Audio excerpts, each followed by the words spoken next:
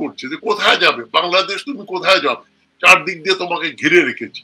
আমি বলি তারা আমাদের ঘিরে রেখেছে, আমরাও তাদেরকে তিন দিক দিয়ে ঘিরে রেখেছি। ওদের 4000 কিলোমিটার বর্ডার আছে আমাদের সঙ্গে, আমাদেরও ওদের সঙ্গে 4000 কিলোমিটার বর্ডার আছে। আমি এই কথাটা বহুবার বলেছি, সিকিউরিটি অ্যানালিস্টরা শুনেও শুনতে চান না। এই যে আমাদের এখন 15 ডিভিশন আর্মি আছে, huge army for country like Bangladesh, এবং ওয়েল ট্রেইনড আর্মি। এরা ইন্টারন্যাশনাল পিস কিপিং করছে। আমাদের ট্রেডিশনাল যে ব্রিটিশ পাকিস্তান আর্মির যে ট্রেডিশন, ওটা আমরা মেনটেন করছি। এখন এই 15 ডিভিশন দেশকে আমি শেষ করছি, 15 ডিভিশনটা আর্মি দেশকে দখল করতে হলে ভারতের কমপক্ষে 20 থেকে 25 ডিভিশন ট্রুপস আনতে হবে। এটা কোথেকে আনবে? চায়না বর্ডার থেকে উইথড্র করবে না পাকিস্তান বর্ডার থেকে উইথড্র করবে? এবং এটা করে তাদের বর্ডারের মোবিলাইজ করতে হলে 20 ডিভিশন সোলজারের জন্য, ওদের জন্য গ্যারিসন বানাতে হবে, ওদের জন্য বাথরুম বানাতে হবে, ওদের জন্য ব্যারাক বানাতে হবে। আপনি এই 20 ডিভিশন সোলজারের রাখার জন্য আপনার 5 বছরের প্রিপারেশন লাগবে। ওইরকম কোন প্রিপারেশন আগরতলায় বা মণিপুরে বা ওই জায়গায় নাই। যে তারা তো চায়না নিয়ে ওয়ারি করেছে, বাংলাদেশ নিয়ে তারা 1971 থেকে ওয়ারি করছে না। ইভেন 1947 থেকে 71 পর্যন্ত তারা ওয়েস্ট পাকিস্তান নিয়ে ওয়ারি ছিল। এইখানে ট্রুপ মোবিলাইজ করার যে ইনফ্রাস্ট্রাকচার, সেটা গড়তেও তাদের 5 বছর সময়। এমন না যে আপনি ঢুকে পড়বেন সোজা ট্যাঙ্ক নিয়ে আগরতলা দিয়ে ফেরিতে চলে আসবেন, আর আমাদের আর্মি, আমাদের আর্মড কোর, আমাদের আর্টিলারি বসে থাকবে, আমাদের এয়ারফোর্স বসে থাকবে। এত না, এখানে একটা অসম যুদ্ধ হবে। এবং ভারতের চায়না ফোবিয়া একটা আছে। চায়না ওন্ট অ্যালাউ একটা এই ধরনের একটা ওয়াক ওভার, ইন্ডিয়া ট্যাঙ্ক নিয়ে ঢুকে পড়বে আর চায়না বসে থাকবে। আমরা খালি দিয়ে যাব, তারা নেবে। আমাদের ট্রানজিট নিচ্ছে তারা অলমোস্ট বিনা পয়সা। আমাদের লোকজন বলে ভারত বন্ধু রাষ্ট্র, তাদের কাছে মার্কেট রেটে আমরা ট্রানজিট ফি নিয়ে কি করি? আরে এটা কথা হলো নাকি? দুই ভাইও যদি ব্যবসা করে, এক ভাইয়ের দোকান থেকে সে জিনিস কিনবে, তো ওই ভাই তাকে সস্তায় দেবে নাকি? যে দামে বিক্রি করলে বাজার থেকে যে দাম পাওয়া যাবে, ভাইকেও সেই দামেই দেবে। তো এখন আমরা এমন ইন্ডিয়ার সঙ্গে আমাদের এই দেওয়ার অধিকারটা কে দিয়েছিল? হাসিনা গভর্নমেন্ট। যে তোমরা ওদেরকে ট্রানজিট দিয়ে দাও, আনকন্ডিশনালি করবে, স্বামী স্ত্রীর সম্পর্ক। তারপর হাসিনা এটাও বলছেন, যা দিয়েছি ভারতকে, ভারত জীবনে সারা জীবন মনে রাখবে। জনগণের, দেশের টাকা আপনি তাদেরকে দিচ্ছেন, তাদেরকে আদানিকে যে আনইভেন এই যে ইলেকট্রিসিটি সাপ্লাই যে ডিলটা করলো, who authorized Hasina to do that? এবং ইন্ডিয়ার প্রবলেম হচ্ছে কি, India knows how to manipulate, and Awami League উল্টো দিক থেকে অস্ত্র ধরবে। They will fight against Bangladesh because that's not a patriotic political party. ওটা পুরোপুরি ইন্ডিয়ার একটা এজেন্সি তারা নিয়ে রেখেছে, এবং এই 16 বছর না, আরো আগের থেকেই।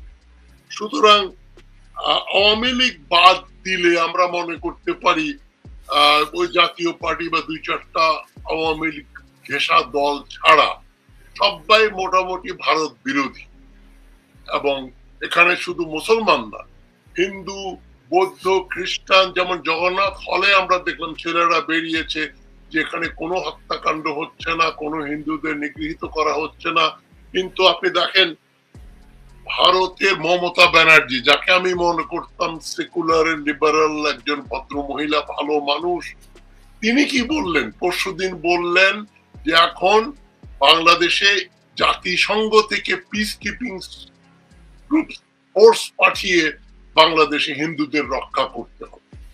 এটা আর নির্বাচন আসছে, হিন্দু ভোটার দরকার, এই সেন্টিমেন্টটাকে উনি ইউজ করছে। তবে উনি যদি রিয়েলি একটা ভালো পলিটিশিয়ান হতেন, ভালো ব্যক্তি হতেন, তিনি বলতেন যে এই গুজবে কান দেবেন না, বাংলাদেশে হিন্দুদের উপর কোনো অত্যাচার হচ্ছে না। প্রিয়াঙ্কা গান্ধী কদিন আগে এমপি হয়ে পার্লামেন্টে ঢুকে বললেন বাংলাদেশ হিন্দুদের মেরে শেষ করে দিচ্ছে।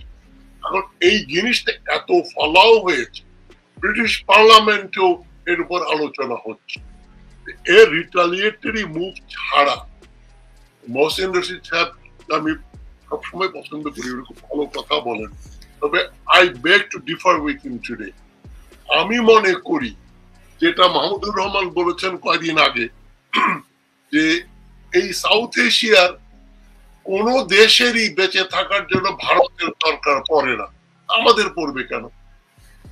পাকিস্তান মনে করেন ভারতের সঙ্গে ট্রেড না করলে পাকিস্তান কিছু আসে যায় না, বরং চীনের সঙ্গে ট্রেড না করলে ভারতের যায় আসে। ভারতের কলকারখানা বন্ধ হয়ে যাবে যদি চাইনিজ মেশিন টুলস আর কম্পিউটার চিপস না আসে। Bharat is dependent, Bharat dependent. আর বাংলাদেশের ব্যাপারে আমাদের একটা ডমিনেন্ট পজিশন হচ্ছে কি, যেটা কেউই বুঝতে চান না। আমি একটু সিকিউরিটি স্টাডিজ নিয়ে পড়াশোনা করছি, অরিজিনালি ঐতিহাসিক ইতিহাসবিদ ছিলাম, তবে আমি এখন মোস্টলি ইন্টারন্যাশনাল রিলেশনস, জিওপলিটিক্যাল ব্যাপার স্যাপার গুলো পড়াতাম, ওগুলা নিয়ে ইতিহাস ক্রমান্বয়ে যেটুকু জানি ওখানে, আর নতুন কোনো বইও কিনছি না, পড়িও না। আমি যেটুকু ক্ষুদ্র আমার জ্ঞানে যেটা হয় আমি বুঝি যে বাংলাদেশ এখন ভারতের জন্য সবচাইতে ইম্পর্টেন্ট কান্ট্রি। নেপোলিয়ন ওই ইজিপ্টে যাওয়ার আগে 1799 বলেছিলেন Egypt is the most important country, Jio strategically, Jio politically. তখন যদিও সুয়েজ খাল হয় নাই, location of Egypt or say was very important for France. এই আফ্রিকা, ইউরোপ এবং এশিয়ার সংযোগ স্থলে ওই জায়গাটা, মেডিটেরানিয়ান সি, আবার এদিকে নিচেই আবার ইন্ডিয়ান ওশান, এদিকে Asian trade root with China, এবং আফ্রিকার সঙ্গে পুরো ট্রেড ডিপেন্ড করে ইউরোপের থ্রু। একটা নর্থ আফ্রিকার একটা জায়গা, ইজিপ্ট হলে সবচেয়ে ভালো হয়। তদ্রূপ আমি মনে করি বাংলাদেশ এখন ভারতের জন্য সবচেয়ে গুরুত্বপূর্ণ দেশ। কেননা ভারতের যে লাইফ লাইন, এই যে শিলিগুড়ি করিডোর, এ কথা আমি আগেও বলেছি, শিলিগুড়ি করিডোর নিয়ে ভারতের অ্যাপ্রিহেনশন আছে, চাইনিজ ডিজাইন আছে। চীন অলরেডি সিকিমের বিরাট অংশ দখল করে রেখেছে। অরুণাচল প্রদেশের উত্তর পশ্চিম দিকের সব জায়গায় চাইনিজরা কলোনাইজ করে ওরা বাড়ি ঘর, ব্যারাক ট্যারাক সব বানিয়ে রেডি করে রেখেছে, এখন ইন্ডিয়ান সরকারও ঢুকতে পারে না। আকসাই চীন, ওই কাশ্মীরের কাছে, ওইটা বহুদিন থেকে চীন দখল করে বসে আছে। লাদাখ মানে কয়েক হাজার স্কোয়ার মাইল, স্কোয়ার কিলোমিটার না, কয়েক হাজার ভারতীয় স্কোয়ার কিলোমিটার মাটি চীনের দখলে। ভারতীয় মিডিয়াতে ওটা বলে না, কেন ওটা বললে তো প্রতিক্রিয়া হবে, ভারতীয়রা বলবে তাহলে এত বড় আর্মি এয়ারফোর্স আমরা কেন পালছি যদি চীনকে না সরাতে পারি। চীনের সঙ্গে যে ইকুয়েশনটা হচ্ছে অলমোস্ট 10:1 ভারতের যে শক্তি সামর্থ্য।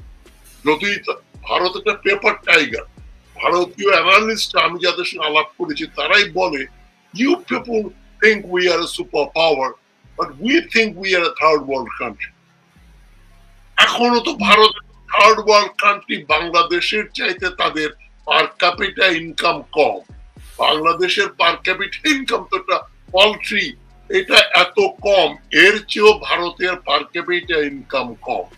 হিউম্যান ডেভেলপমেন্ট ইন্ডেক্স, আমার কথা না, অমর্ত্য সেন পর্যন্ত বলছেন যে বাংলাদেশের HDI, হিউম্যান ডেভেলপমেন্ট ইন্ডেক্স, এই চাইল্ড মর্টালিটি বলেন, লাইফ এক্সপেক্টেন্সি বলেন, কোয়ালিটি অফ লাইফ বলেন, ইন্ডিয়ার চেয়ে ভালো। এখন ভারতের জন্য বাংলাদেশ কেন সবচেয়ে গুরুত্বপূর্ণ দেশ? চীনের সঙ্গে আজ হোক বা কাল হোক একটা কনফ্রন্টেশন হতে হবে। যেমন ওই যে টেকটনিক প্লেট গুলো ওয়ার্ল্ডে যখন ভূমিকম্প হয়, ভূমিকম্পের আগে ওটা চলতে থাকে, চলতে আসতে থাকে, জমা হচ্ছে, একদিন ওটা এক্সপ্লোড করে। তো চায়নার ইন্টারেস্টের জন্য, চায়নাকে রিয়েলি সুপ্রিম সুপার পাওয়ার হতে হলে তাকে China will have to contain India. ওই যে শুধু অরুণাচল প্রদেশের জায়গা তারা ম্যাকমোহন লাইনে ব্রিটিশরা তাদের দিয়ে রেখেছে 19th সেঞ্চুরি, ওইটার জন্য চায়না মরিয়া না। চায়না চায় ইন্ডিয়ান ওশান, বে অফ বেঙ্গল তার কন্ট্রোলে থাকবে। সেই জন্য বাংলাদেশ ও চায়নার কাছে, চায়নার দুইটা দেশ খুব ইম্পর্টেন্ট, একটা পাকিস্তান আর একটা বাংলাদেশ। তবে ভারতের জন্য Pakistan would be a potential military threat as it চায়নার সঙ্গে তাদের ভালো সম্পর্ক, কিন্তু বাংলাদেশ হচ্ছে ভারতের লাইফ লাইন। চীনের সঙ্গে যুদ্ধ হলে যখন যদি শিলিগুড়ি করিডোর, চীন first thing they will do, they will snap, ওটাকে কেটে দেবে, ওখানে তারা দখল করে দেবে। তখন এই কলকাতা থেকে আগরতলা যাওয়া, মানে মেইনল্যান্ড ইন্ডিয়া থেকে নর্থ ইস্টে যাওয়ার যে রুট, ওইটা কোথা থেকে হবে? Only route is Bangladesh. এবং এই যে আমরা যতই শুনি পদ্মা সেতু, এটা নাকি সাউথ ওয়েস্ট বেঙ্গলের সঙ্গে ঢাকার কানেক্টিভিটি করার জন্য পদ্মা ব্রিজ করা হয়েছে ইত্যাদি, this is a BS argument. না, পদ্মা ব্রিজের মেইন কারণ হচ্ছে কলকাতার সঙ্গে আগরতলার একটা রোড লিঙ্ক তৈরি করতে। এখন ইচ্ছা করলে ইন্ডিয়া ট্যাঙ্ক এবং তাদের গাড়ি নিয়ে, মিলিটারি কনভয় নিয়ে পুরো কলকাতা থেকে আগরতলা এই 12-13 ঘন্টার ভেতরেই চলে আসতে পারে। এইটা ইনশিওর করার জন্য ভারত যা কিছু দরকার করবে। ভারতের সঙ্গে আমাদের ট্রেড ডেফিসিট আছে, কারণ আমরা $15 বিলিয়ন ট্রেড করি, 14 বিলিয়নই ভারতের পক্ষে, আমাদের 14 বিলিয়নের trade deficit.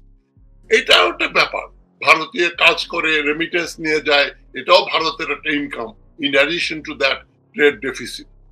Economically Bharat, Bangladesh ভারতের জন্য খুবই দরকারি। এত লোক চিকিৎসার জন্য যায়, ওরা ভিসা বন্ধ করে দিচ্ছে। আপনি কি মনে করেন এতে কলকাতার যে হাসপাতালগুলো, চেন্নাই এবং কলকাতার হসপিটালস, আবার কলকাতা নিউ মার্কেট থেকে শুরু করে যত বাজার ঘাট যত কিছু আছে, সেখানে তো আগে ট্যুরিজমের ব্যাপার, ওদের প্রায় 20% টুরিস্ট আসে ওদের total Bangladesh. Huge in terms of billions of dollars they will lose out if Bangladesh and India doesn't have good relationship.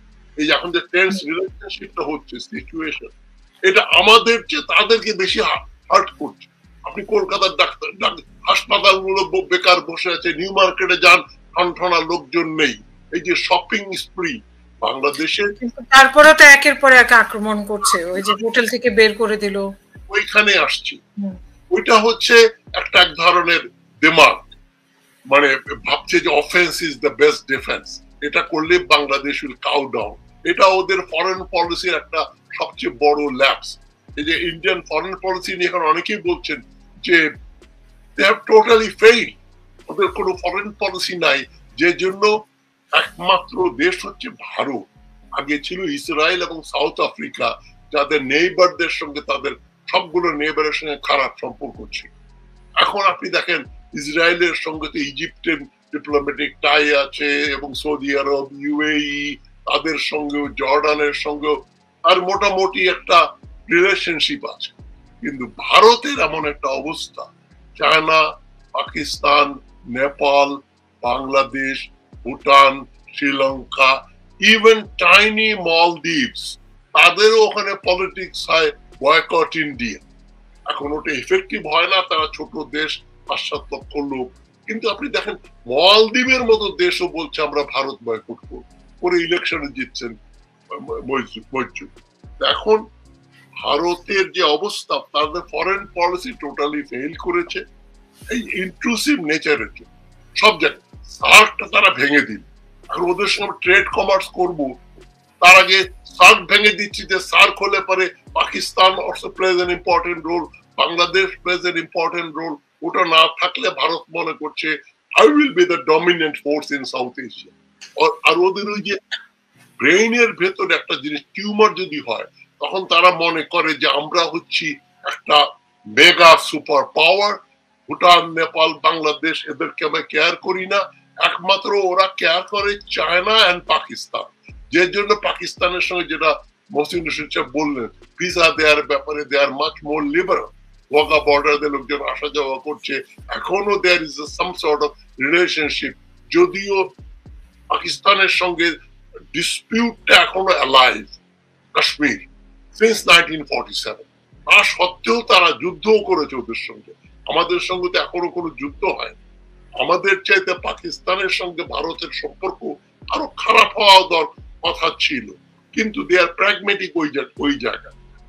কিন্তু এখন এখানে আমাদের কি হবে যদি আমরা মনে করেন one fine morning we decide that we snap all ties with India, আমরা পেঁয়াজও আনবো না, রসুনও আনবো না, কিছুই কিনবো না, কিছু বিক্রিও করবো না, কিছু কিনবো, এতে বাংলাদেশের কি ক্ষতি হবে? এবং অন টপ অফ দ্যাট ওই যে আগরতলায় আমাদের ডেপুটি হাই কমিশনে হামলা করেছে, ওই প্রিটেক্সটেই বাংলাদেশ বলতে পারতো we suspend diplomatic ties with you for an indefinite period। দেখেন তার কি হয়, ওইটা করতে পারলে তারা বুঝতো যে বাংলাদেশ এখন। কিন্তু রাষ্ট্রদূত তো এসে বলল যে না, এই সব দুই একটা সম্পর্কে আটকাবে না, তো বহুমাত্রিক সম্পর্ক। দেখেন ডিপ্লোম্যাটিক ল্যাঙ্গুয়েজ হচ্ছে what you say you don't mean, what you mean you don't say। এখন এই যে কোনো ডিপ্লোমেসি বলে না না আমাদের neighbor, we cannot change our neighbors, traditionally we are friends and we supported you in 1971 ইত্যাদি ইত্যাদি। একবার কেউ সাপোর্ট করলে বা আমার বিরুদ্ধাচরণ করলেই পার্মানেন্ট রিলেশনশিপ হবে বা ভেঙে যাবে তা কিন্তু না। ভিয়েতনাম আর আমেরিকা যদি বন্ধু হতে পারে, ট্রেড করতে পারছে, কেন ভিয়েতনামের প্রবলেম হচ্ছে চায়না। চাইনিজদেরকে ভিয়েতনাম দেখতে চায় না, চাইনিজ হেগেমনিকে ভয় পায়, যুদ্ধও করেছে চায়নার সঙ্গে 1979-80। কারণ চায়না আমেরিকা, ভিয়েতনাম আমেরিকা যদি কাছাকাছি যেতে পারে, যুদ্ধ এত মিলিয়ন প্লাস লোক মারার পরেও, হিরোশিমা নাগাসাকির পরেও যদি জাপান আমেরিকা ফ্রেন্ডস হয়, সুতরাং ভালো রিলেশনশিপের জন্য আগে খারাপ সম্পর্ক ছিল এইটা কোনো প্রতিবন্ধকতার সৃষ্টি করে না, বা আগে ভালো সম্পর্ক ছিল সেই জন্য চিরকাল ভালো সম্পর্ক থাকবে, তাহলে তো কোনো ফ্যামিলিতে ডিভোর্স হতো, প্রেম করে বিয়ে করছে তারপরে ডিভোর্স হয়ে যাচ্ছে। সুতরাং আমরা ধরেই নিচ্ছি ইন্ডিয়া আমাদের নেইবার, আমাদের বন্ধু রাষ্ট্র, স্বাধীন করে দিয়েছে, so they will control us, whatever they ask আমরা ওদের দিতে থাকবো। এই যে গিভ এন্ড টেক এর ব্যাপার আছে, দ্যাট ওন্ট হ্যাপেন। চায়না নিজের স্বার্থেই চায়না বলবে we must pressure India, Pakistan ওটার সুযোগ গ্রহণ করবে। চায়না, পাকিস্তান, বাংলাদেশ এদের মধ্যে একটা আনরিটেন আন্ডারস্ট্যান্ডিং ইভলভ করছে, এখন ওটা আরো স্ট্রেংথেন হবে। এই ভারত যদি ওই ভুলটা করতে যায়, যেটা আমাদের অনেকেই ভয় পায়, ভারত ওই যে আপনার চ্যানেলেই ডক্টর কলিমুল্লাহ বললেন তারা 35,000 সোলজার নিয়োগ করেছে, মিসাইল ইউজ করেছে যারা 70 মাইল পর্যন্ত হিট করতে পারে। এই পাগলামি ভারত করবে না, এবং ইন্টারন্যাশনালি একটা ছোটদের বাংলাদেশকে তারা ভারত যদি আক্রমণ করে, ওরা গ্রাউন্ড ওয়ার্কটা তৈরি করছে, কিন্তু সেই জন্যই ভারতে হিন্দু পারসিকিউশন হচ্ছে। এবং এটা তো আমি শেষ করছি এই লাইনটা বলে, ভারত নিচে বললো যে আমরা কিন্তু এই নেইবারিং দেশগুলোতে হিন্দুদের উপর অত্যাচার হলে আমরা কিন্তু চুপ করে বসে থাকবো। বাট এটা তো interfering in some countries' internal affair।